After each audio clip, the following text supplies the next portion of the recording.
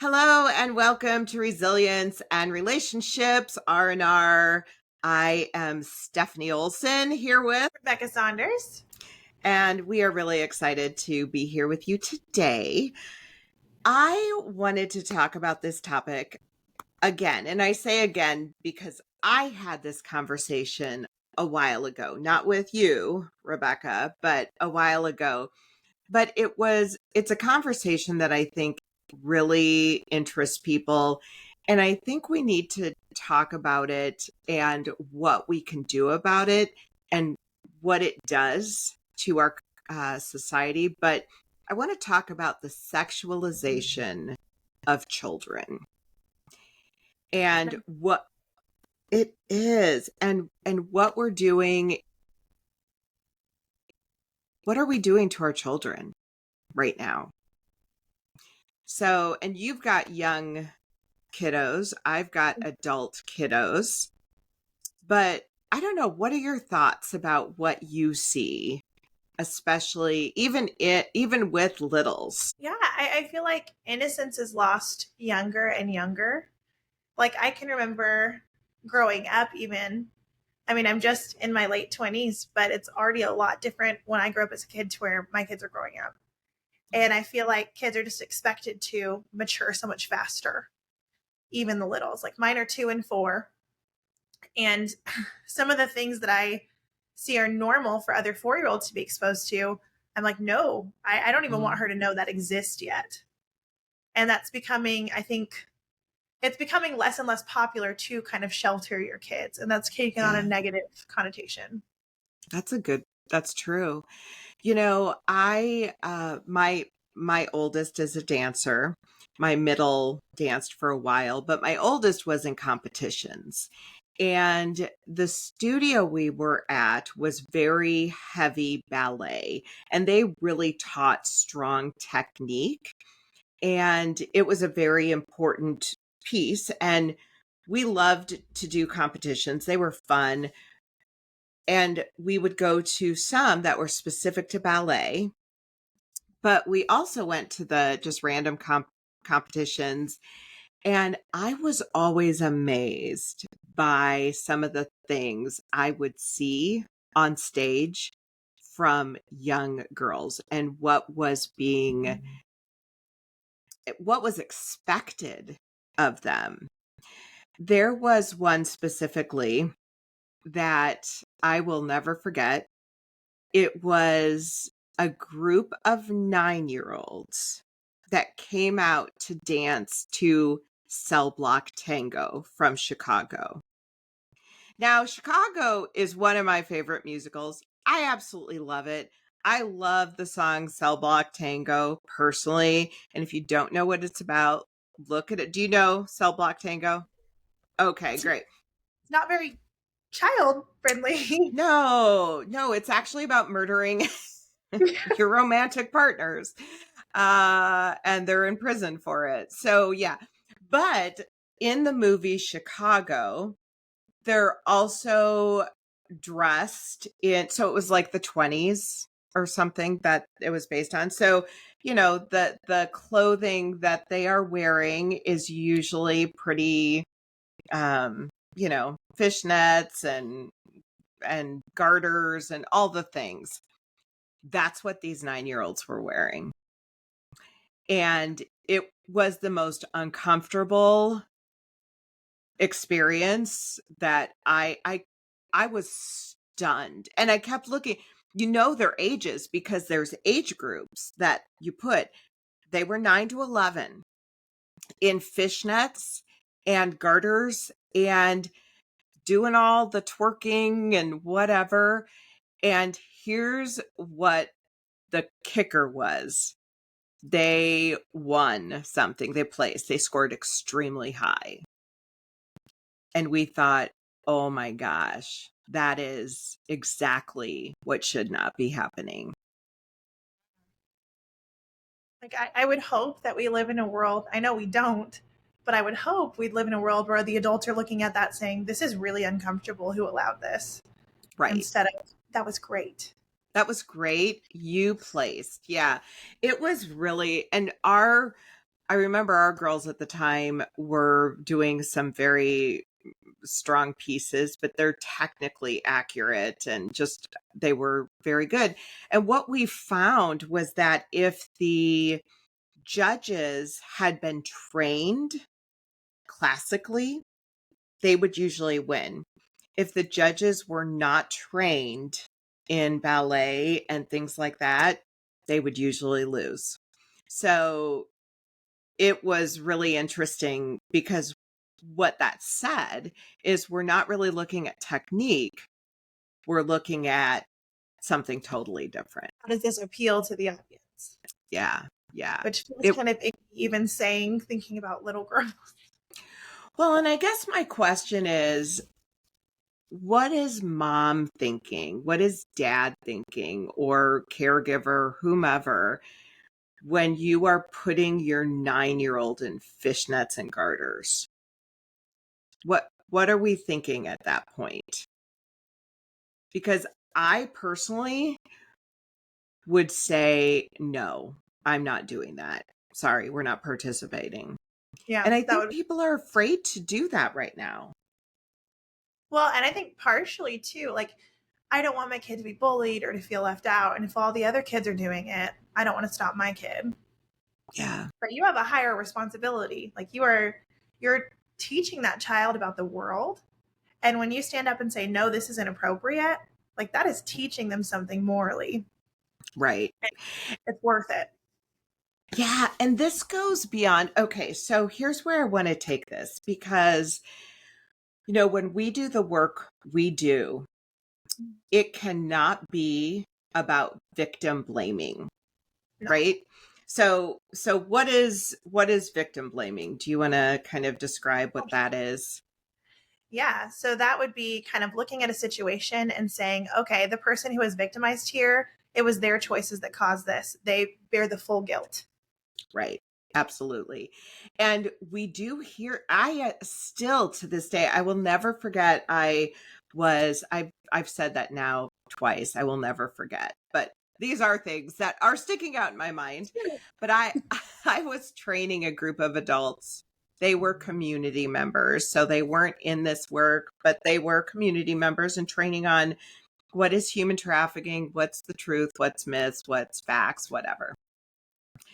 And one of the guys said, I can't remember if we were talking about vulnerabilities, maybe like what are some vulnerabilities that people might have that might draw somebody that traffickers might look for. And he actually said what they're wearing. Okay. It's not accurate.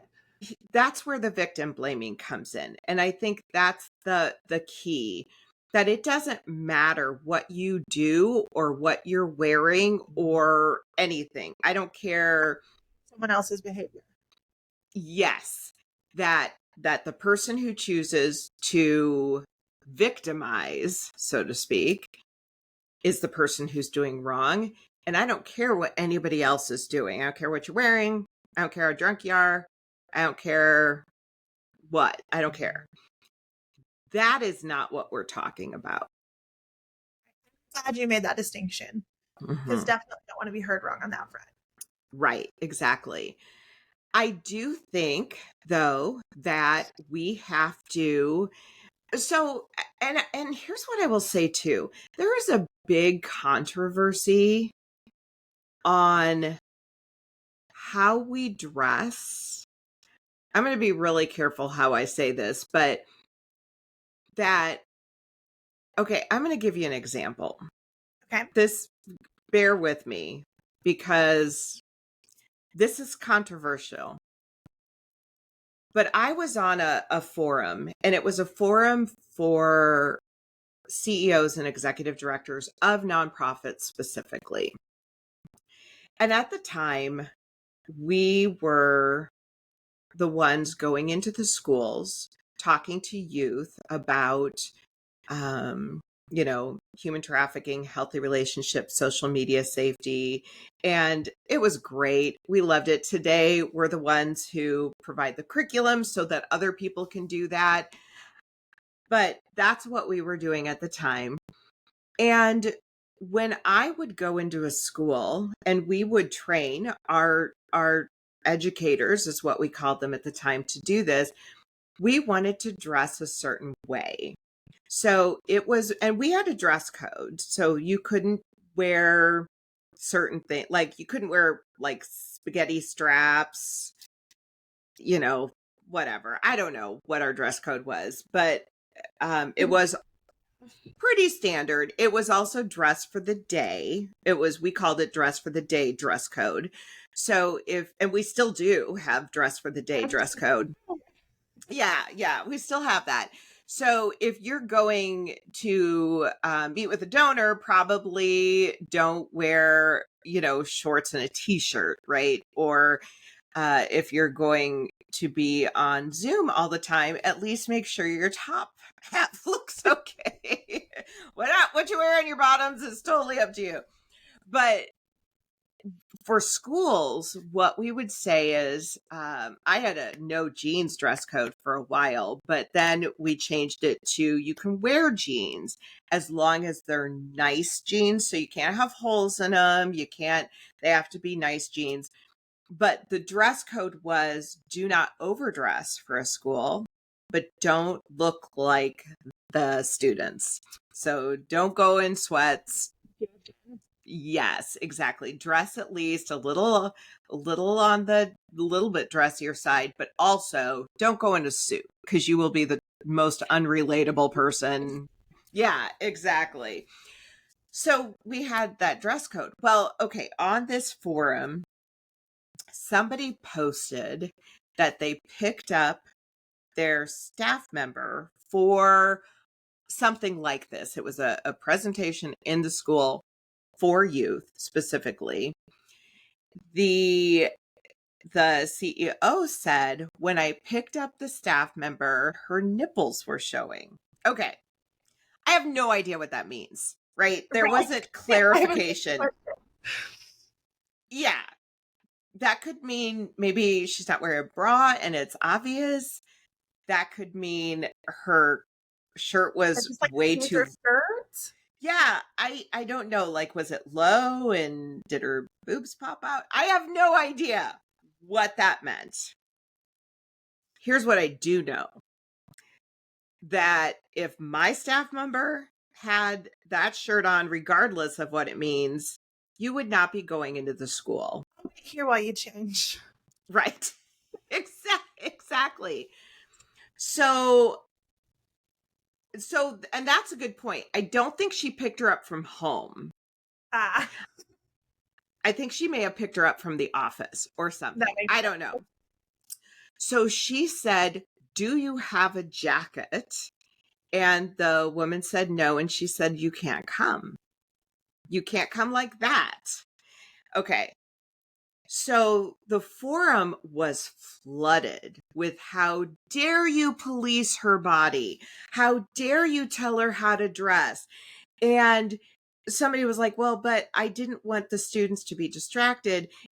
We need to teach guys to not look at that. And it's not about how someone's dressed. It's about how they respond. And we need, and the whole authority came into my child's classroom like that and I heard about it, I'd be mad. That's not appropriate. Yes, it's not. And so, okay, so here's what I was thinking the whole time.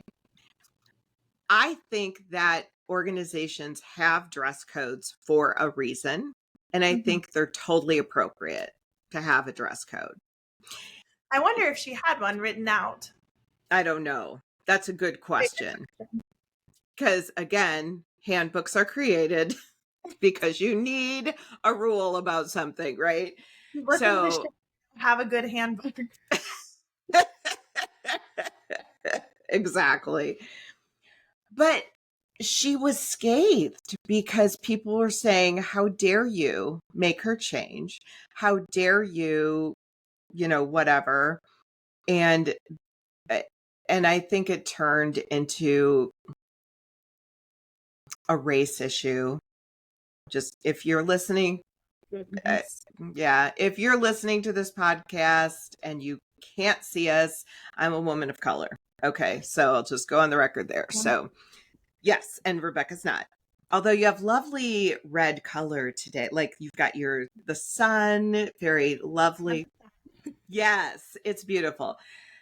So anyway, here's all I could think. We're dealing with youth, right? And we are also designed to respond to certain things visually. And we are, I mean, like, they're just the reality, like males are visual beings, females are less, and they're teenagers. And here's what I said. I don't care what gender you are. If somebody walks into the classroom with their nipples showing, I'm going to be distracted. Yeah. Like it doesn't matter who I'm attracted to. It's like, what is going on? Yeah. Your nipples are out.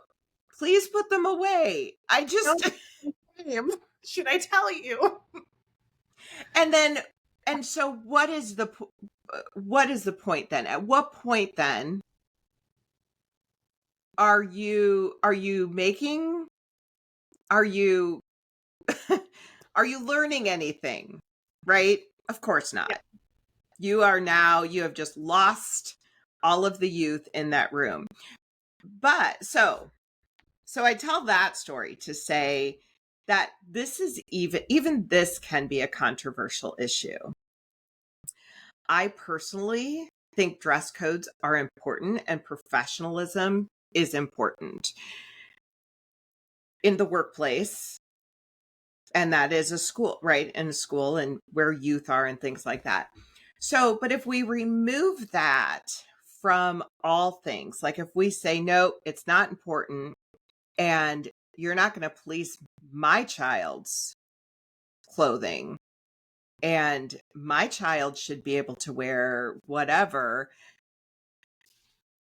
we are going down a rabbit hole that now changes how even we view ourselves. I think, we talk about everybody has an intrinsic value that cannot be changed. Doesn't matter what you look like, doesn't matter what you're wearing, doesn't matter what you do. You have an intrinsic value. But when you do recognize that you have value, and I'm just going to be vulnerable. This comes from somebody who did not, when I was younger, see value in myself. I did not see myself as somebody with human dignity. I did not see myself with worth. And having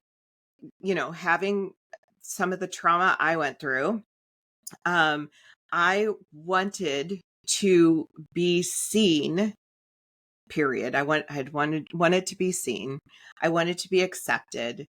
And so I dressed in a way that was probably not with that screamed, I want to be seen. I want to be accepted. I want to be loved. I want your attention. I did. And if I could tell anybody, if I could go back, here's what I would tell you about myself.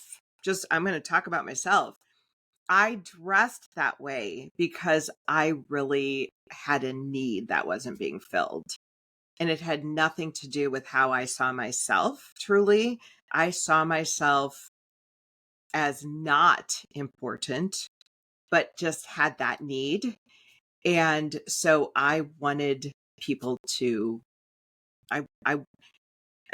and specifically in my world, I wanted to be accepted by males. That makes sense. And I think you're not alone in having that type of reaction. Mm-hmm. Just from what I've seen and heard from friends, even like that seems to be very, I don't know how to, struggling with word.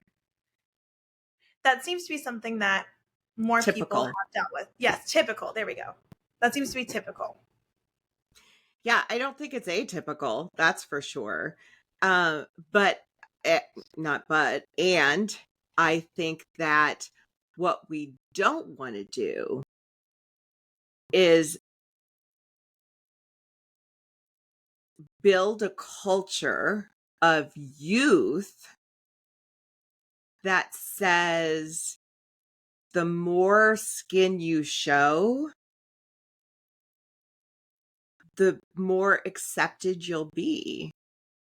Or that sex, one of the things we don't do with human trafficking is equate sexual consent and human trafficking. They're very different. Very different. You can't consent to human trafficking, whether sex or labor. The age of consent doesn't matter when it comes to human trafficking. And it is about power.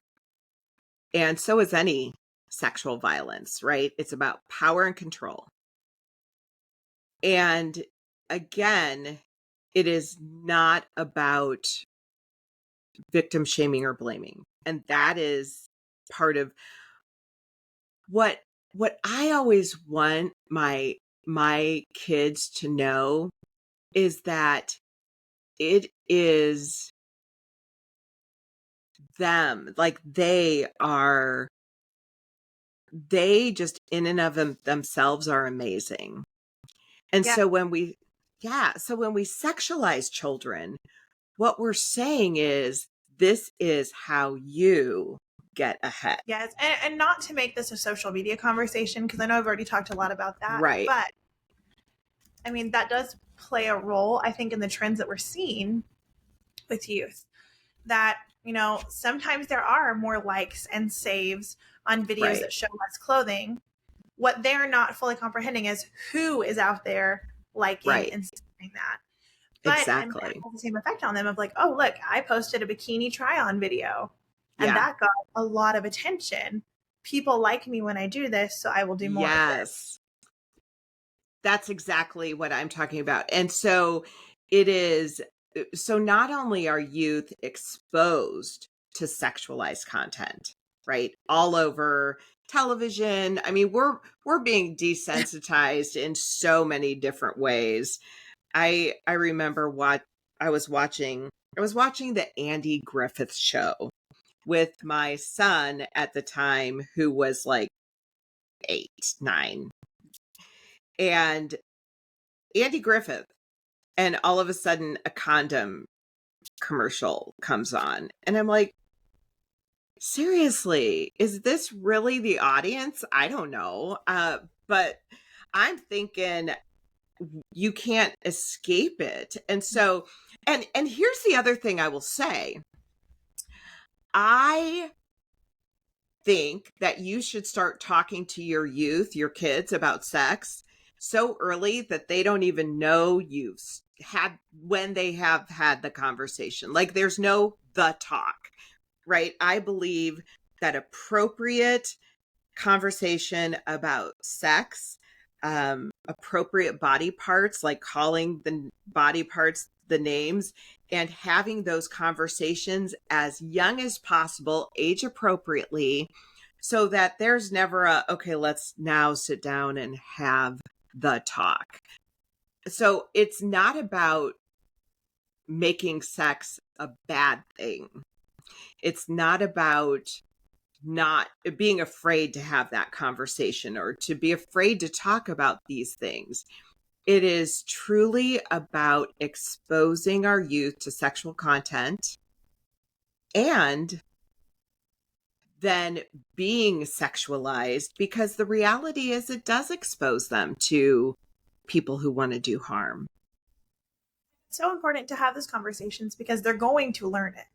And I mean, if your kids interact with other people in the world in any way, I mean, even I've heard parents, well, my kid doesn't have a phone, so they don't know about any of that. Their friends have phones, and you send them to school. So and so if you don't talk to them about these things, then they're going to learn it from somewhere, and the information they get will likely not be helpful and could be completely incorrect. Exactly. Yeah. Yeah, I think that's important. And we have talked before, like the importance of using anatomically correct words. There was a young girl who was being essayed by an adult, and she didn't have the verbiage, and she said to her mom, because her mom called a cookie, we're going to call that a cookie because I don't want to call it a vagina, because I don't know why. It feels weird to hear that out of your child's mouth. I mean, Well, it my kids does. do the right body parts, and sometimes I'm still like, oh, that was weird. But Yeah, yes, correct. exactly. Right. But the little girl went to her teacher and said, my dad ate or touched my cookie or tried to take my cookie or whatever. And the teacher had no idea that this little girl was disclosing essay to her. That's horrible. And so we do we're not, when we're saying don't sexualize your children, we're not saying don't Keep, have those in. yeah. Yes, don't keep them in the dark. Have those appropriate conversations, age appropriate. And like I said, I started the conversations with my kids so young that if they were to ask you, when did your mom and dad have the talk with you, they wouldn't be able to answer it because there were a series of the talk and it was ongoing. I mean, we're very open in our family about that. But and it's not about victim blaming, and it's not about implying that sex in and of itself is bad. It's amazing, right? So we need to understand the difference between sexualizing our children and talking to them about sex. Totally different. I think in a lot of things in our country, basically any issue you could throw out on the table is so polarized. Everyone is just fighting and taking extreme. And I think that sometimes well-meaning parents who think like, well, I don't want to expose them to everything, that means I can't Yes. talk to them about anything. And it's Yes. really not one or the other. It should be a series of age appropriate conversations in a series. I like that you talked about that because that's easier for them to process anyways. Yes. Small Yes. snippets, their brain can handle it. It doesn't have to be this whole big traumatizing conversation. It shouldn't be. No, please. Yes. For both of you, right? Right. Yeah. Yeah. And then at the same time, it is okay to teach your kids about dressing appropriate. And what does appropriate mean? Well, I mean, I think we can have those conversations, but I'll give you an example. And this isn't about sexualized conversations, but I had an interview, and we don't have, I think we've said before, but if you don't know, we are remote. We get to work from all over the nation. So it's really exciting. Rebecca and I right now are in different states. But because of that, we do have to find places if we're going to meet somebody in person. We have to find places to do that, whether it be a coffee shop or whatever. So I was meeting somebody for a job interview, and I knew it was a young man. I didn't know what he looked like, and we were meeting in Starbucks. Now, that's hard sometimes because it's Starbucks and you're going to see a number of different people. And I mean, frankly, here's the reality. If you're doing a job interview, you should be, and this is what I told my kids, you should research that organization as much as possible. I personally am on the website, as are you, as are literally all of our staff. And so if you're meeting with somebody, Know about them. yeah, you should know what I look like already because you've researched the organization, right? That would be my 2 cents. Thank you. So I'm sitting there not knowing what this person looked like at all. I knew it was a male and I knew his name. That's it. So I'm waiting. I'm looking at my watch because it's past the time. And all I see I see a couple people who are sitting there having coffee together. I see people who are talking, and I see this one guy who's drinking coffee alone, on his phone, whatever, in a crappy t-shirt and shorts. And my thought is, surely that is not him, because, and I That's know I'm of a different generation, but don't show up to an interview like that. So finally I walked up to him and I said, "Are you whoever by chance?" And he was like, "Yeah." And I'm like, "Oh my gosh. Okay. I can't imagine why I didn't recognize it might be you." So I think that there is something we do need to teach youth about appropriateness in dress. Like, it's probably best if you're going to an interview at a buttoned up corporate place, you might want to button up, right? I mean, or if you're going, I don't know. I mean, there's so much, right?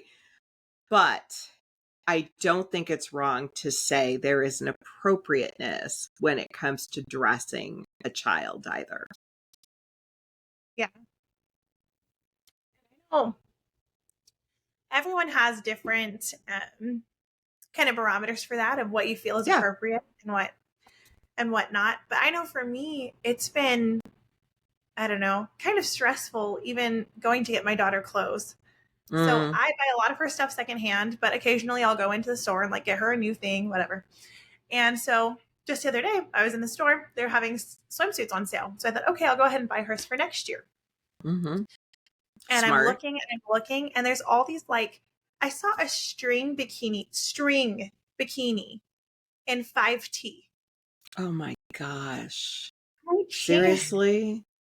Like, in what world would a 5-year-old need to wear a string bikini? I like could Oh my not believe it. gosh. And so I'm just like, if it's already starting now, I as know. she gets older, like how, and that's something I've heard from other people too. Even a good friend of mine, she was like, well, there's no appropriate clothes out there. So we just have to get what's there. And there's something to that. I wouldn't say there's nothing appropriate length and coverage out there. You just have to look a little harder. It is harder to find. But there is something to that too, that the clothing industry as a whole, I mean, the clothes that are being produced now are different from what they were a decade or two ago. Yeah. Yeah. And my kids had they had rules on shorts and skirt length for boys and girls. I mean, obviously, the shorts had to be a certain length, and it had to, your fingertips had to, I don't know, whatever. But I I know that there are people who say that's policing and we shouldn't do that. We should teach and I do agree, we need to teach everybody that it is not okay to shame or blame, and it is not okay to SA somebody, and we have to remove that from our society. That's important to teach. But I do think we also want to teach that you don't have to be sexy, right? That the sexiest thing you can be is intelligent and smart and a go-getter. Yeah. And I don't think there's anything wrong with that. Yeah. I think that a lot of people have similar stories to you of, back when I was feeling insecure about myself, I dressed to get attention. And then once I felt comfortable in my own body, I didn't want to dress that way anymore. Yeah. And I think something to that. And when we look at young girls, teenagers specifically, and I say girls, but I mean, this applies to boys in different ways too.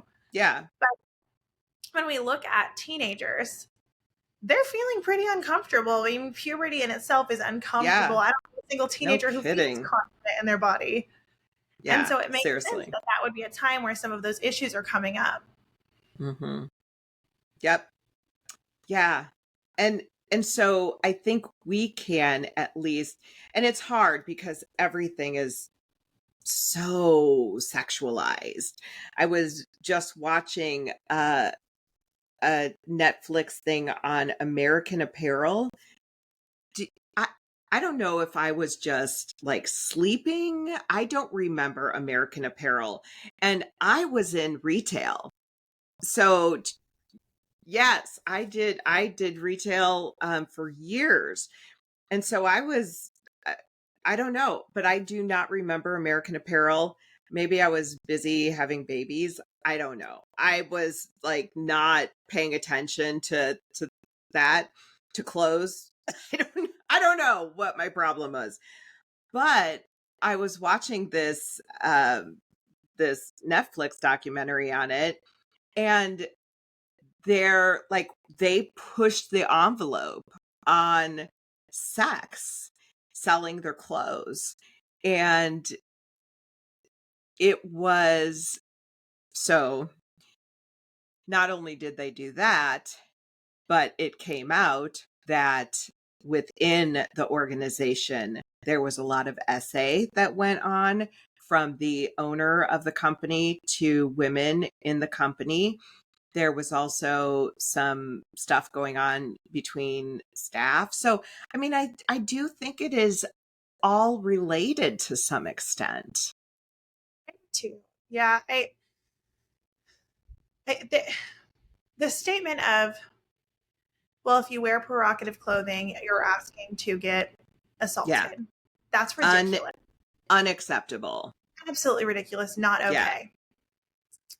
I think even the tie between what you're wearing and being assaulted isn't as strong as some people may think, because it really is about having that power and control of another person. Right. I also think that it's easy to be misunderstood and that your clothes say something about you. And so I'm Mm, in no way saying that your clothes say, yes, I would like to be, hurt. Like, of course right. not. No. And that doesn't excuse anyone's behavior. But I do think your clothes say something about you. And that, I mean, that applies with anything. Kind of like you were saying, the kind of clothes that you wear to a job interview. If they're Hmm. appropriate for the situation, you look professional, you immediately have more respect in that interaction. You also feel better about yourself. That's true. Actually, they have done studies that how you dress affects how you feel. And if you are feeling bad about yourself, putting on like nice clothes, and COVID was a perfect example, actually. COVID caused people to wear, I mean, that was the yoga pants and t shirt. That was what we wore during COVID. And people didn't wear makeup, or they didn't do their hair. They couldn't get their hair done. But what was happening was people were getting depressed. They started feeling bad about themselves. So one of the things they started to suggest is get up, take a shower, and put on some nice clothes, just like you would if you were going to work. And yeah, the people who did that felt better, actually. I was a mess all through COVID, but I was also Yeah. pregnant. So Oh, yeah. Yeah, that would be a lot. Yeah, no, but I know a lot of people who struggled during COVID, and it was a tough time. But I mean, you weren't going anywhere. I remember being on a meeting once, and the woman on the meeting was wearing earrings. And I was like, oh my gosh, you're wearing earrings. Wow. I mean, I was like shocked. I know. And she actually said, well, we've been in the office we never stopped going into the office. And I was like, oh my, what's that like? Like you had a whole different world. Yes. But they have done studies that how you dress is how you feel. And so, and I've always gone with the idea that, if you don't know how to dress, you're better overdressed than underdressed. And I so like I've always gone with that idea that it's better that you're overdressed than underdressed. So I don't know. Are we losing that? I don't know if we're losing that, or I saw this photo and it was on Facebook, so you know it's true. But Yeah. it was this photo of someone who was going to the airport from like supposedly like in the 50s, and then someone going to the airport now, like one of those side by sides. Now, was it a real photo? Was it AI? I don't know. Yeah. But just looking at the comparison of like how people used to dress up to go somewhere, and now we're like wear our comfiest clothes we can because we don't want to be on this airplane. And I don't In know, the just the title shift. 70s, Yeah, I remember dressing up for the airplane. really. Oh, yeah. We would put on our best clothes. See, I think that's kind of fun. Like I feel like as a society, we're not taking pride in ourselves Yeah. anymore. It's like we're asking for more attention, but we're feeling worse and worse about ourselves. Wow. Oh, that's deep, actually. And okay, so here's another phenomenon. And I think this is kind of social media driven again, but youth are not driving as so when I was 16, we could not wait to get our driver's license. It was, I mean, and if you didn't pass the test right away, it was torture because you had to wait a certain amount of time. We could not wait to get our driver's license. That's not the case anymore. Kids are like, whatever. And I think it's because when we were that age, in order to go anywhere, you had to drive, right? I mean, in our world, we weren't in New York City, so we didn't walk everywhere, but we had to get in a car and drive. So if we wanted to go to our friend's house, either our parents took us or we had to drive there or whatever. But I don't think that's the case anymore because kids are doing so much online. Social media is their connection. Connect with your friends from your bedroom. Yeah, exactly. Yeah. It's a different world. And so because of that, I do think we've seen an uptick in sexualization of youth. Yeah, I think so too. And it's really unfortunate. Yeah. It really is. And so what do you think that we can do to start making that shift in a more positive direction?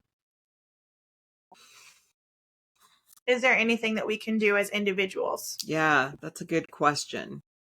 Well, I think as individuals, we can model what true, like, I mean, like, I hate to say we can model what true sexy is, but I think we can. Like, and that goes for men too. Like, you don't have to take off your shirt to, you know, be Well, okay, sexy. we've talked a lot about girls, but thinking Because about we are. yeah, we understand girls. We need to get a guy on this podcast and give some perspective on their Oh, side. yeah. This Yeah. would be interesting. But I'm thinking like, okay, if I say thirst trap, you know what I mean, right? Oh goodness. Okay. Is that the So, is that so a thirst trap video, you'll see these all the time on TikTok. okay. It's basically a lot of the times a guy, it can be a girl too, but they're just trying to look sexy, essentially. So it'll be like this certain music and like low lighting, shirt off, and then doing like these certain facial expressions, whatever, just a couple second video. Those get passed around a lot of young men. And so it's Interesting. not just young ladies, but we're seeing a lot of that too, of like, let me have my shirt off when I talk all the time. Let me, Right. certain angle. Let me make myself look more attractive. Right. Young men are facing a similar battle here. Of course. Yeah. That's very true and fair. And I think that, yeah, we're just not dudes. And so it's not our go-to, Right. but you're right. And I think that and we know too, like when you look at eating disorders and things like that, there are also guys that have disordered eating and things like that. I mean, I just jumped to something totally different, but we do know it affects men too. And so we just have to, I would love to, you don't want to go back to that time where if you were wearing glasses, it meant you were brainy and ugly or something. I mean, that's not, but what, no, but wouldn't it be great if you don't have to worry about the fact that you turn on TV and you just feel like crap because your whole focus is, are you pretty enough? Are you sexy enough? Are you handsome enough? Are you whatever? Are you enough? And I think that's the key. You're enough. You are enough. And why do we need to sexualize youth? Why do we need to do that to make ourselves feel better? And just, yeah, You don't need all that stuff. yeah, no, You really don't. And I think it only takes one negative comment too. I mean, yeah, I was on this Reddit thread the other day and it was like, what's that one sentence that someone said that will always stick with you? mm-hmm, yep, I like looking at those kind of forums. And so many of them, it was like something negative about their about their physical looks, appearance. mm-hmm, And then they remember it. yep, And it just sticks with them. And it doesn't matter how many positive things you hear, yep, that one just stays in your that's brain. right, And that's I right, think that a lot of people, kind of suffer from some of the things that have been said to them. I know that I've seen too, there's an uptick in people in their 20s getting plastic surgery. That's another trend that we have. oh man, Yeah. And that's just so sad to me because once this starts, then the new group of 20-year-olds will see the 30-year-olds look younger than I do. yep, And it's yep, apt to keep happening. And I wish that more people could see their value. yeah, I agree. And you see that with stars too. I just saw a whole, I think it was a Quora. So you're talking Reddit. It was a Quora thing. And it said something about, why does this actress look so terrible? And they showed a picture and she actually looked beautiful. She was in her 50s and and she wasn't doing like plastic surgery and but she just was She just, aging gracefully. What do you know? People age, and that's just a reality. So I felt, why don't we stop making fun of people because they age? And why do we give people crap because they don't look 20 anymore? When in fact, if you do, it's weird if it you're is not. weird. And I think it all just kind of ties back into we have a society that is obsessed with sex. Yeah. And so if you're aging, you don't fit my sexual preferences anymore. That's a problem. You're a Yes. problem because you should be someone that I feel sexually attracted to. But that's Mm. ridiculous. And I feel like Yeah. this is relatively new thinking, but it's Yeah. so widespread and picking up speed too. And we see that in so many areas. And Yeah. I think that that's, I mean, this is not based on any kind of statistics. This is me talking, but I would guess that the rise in sexual assaults, trafficking, sexual crimes is because there is so much sex on the brain all the time through Hmm. advertisements, movies, shows. I mean, it's just everywhere. And so when you're constantly thinking about that, it's going to come out. And it doesn't mean that it's still not about power. It is. Right. But it also is, I would say, it's a desensitization. Yeah. And because no one wakes up and says, you know what, I am going to go out and buy sex today. That nobody, there is a journey, there is a desensitization along the road that happens to get someone to that point. And I think that that's part of the problem. And we're creating it. as a society. Yeah, that makes it hard. So, that was a good conversation, but blah. Really? Yay! No, I think that that's an important conversation. It's something to think of. And again, it's controversial. It's a Yeah. controversial conversation, I which don't feel is like interesting. Yeah. I don't know. So, yes, I think that was an interesting that's a good one. But yeah, let's let children be children. Let them play in the sand and do their thing and not have to try and be, say that again, be happy with who they are. and be happy with who they are and not have to be little adults. We don't need to make them little adults. They're not. They're kids. So, yeah, I like that. But yeah, I think social media has affected all that and it's all a thing. So, yeah, good conversation. Sad. Chat with me. And I'd love to know, anyone who's listening, what your thoughts are on this. I Yeah. mean, what do you think that we can do in response to this to kind of get things back on the right path? Do you agree with what we've said, or do you have a different opinion? I mean, we would love to hear from you. Yes, absolutely. And if you're watching this on YouTube, subscribe and share. And yeah, comment because we'd love to know. All And if you're right. watching this on Spotify, Apple Podcasts, one of those, and you have the time, we would love for you to just take a minute and rate this podcast. It does help push it out. Thank you. We would love for you to rate this podcast a 5-star. Thank you. Okay, we're not going to tell you what to rate it, but it does help us. 5 stars is the right answer. That's right. We don't want you to flunk the quiz. So, no, thank you for listening. I thought this was a good conversation and get some R&R. We'll see you next time. Bye.